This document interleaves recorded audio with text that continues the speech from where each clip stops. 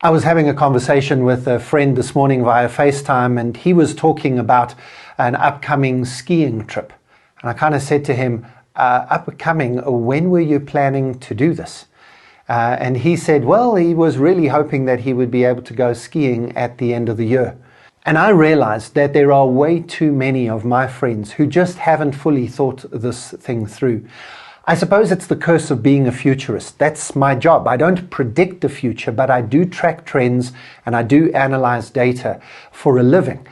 And I can tell you that even if we come out of lockdown in the next few weeks, and we will come out of lockdown in the next few weeks, we will phase our way out of lockdown. And there is not a single chance that the world will get anywhere near back to normal before we have a vaccine. And even after we have a vaccine, which by the way is 12 to 18 months away, a vaccine is only going to come sometime in the middle of 2021. And even when we have a vaccine ready, we still have to produce enough and ship it around the world and give it to everybody before we can even think about getting back to normal again. So maybe my friend might be able to go skiing at the end of 2021. But in 2020, I highly doubt it. One of the things that's going to take the longest to come back after we've dealt with the initial crisis is international airline travel. We are going to have to continue social distancing even after the crisis is over, even after our lockdown periods have finished. We're going to have to keep 2 meters, 6 feet apart from other human beings as much as possible, limiting the contact that we have with other human beings as much as possible for 12 to 18 months. We really do need to get this into our heads. So if your office says, hey, you can come back to work next week, you have to ask them, is there plan in place for physical distancing? If you work in an office space where people are quite crammed together, you can no longer do that. If your canteen at your office block is packed full of people every lunchtime, it's not going to be able to be for the next 12 to 18 months. If you think you're going to fly somewhere, how do you social and physically distance yourself on an aeroplane? You're going to only have 1 person per row. And that's not economically viable for the airlines, so they'd probably prefer to not fly than to fly 1/3 empty planes in order to give you that 2-meter radius on an aeroplane. And countries are not going to let you in.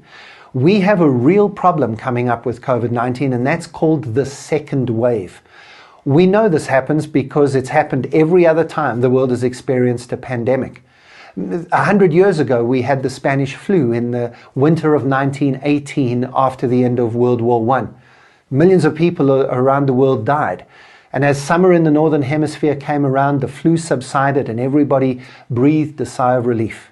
So then in October, November and December 1919, as winter came back again in the Northern Hemisphere, the flu came back again and millions more people died.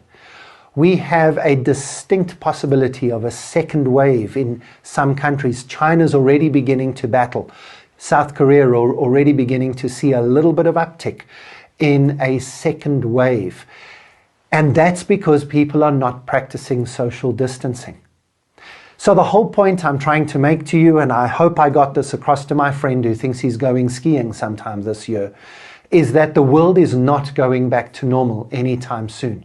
Even if lockdown ends fairly soon, and it probably will, we are going to have to live in a really different world for the next few months until we get that vaccine. It's going to change how your office is set up, what public transport looks like. It's going to continue to make sure that we don't travel internationally as countries restrict your access and put you under quarantine if you cross over a border.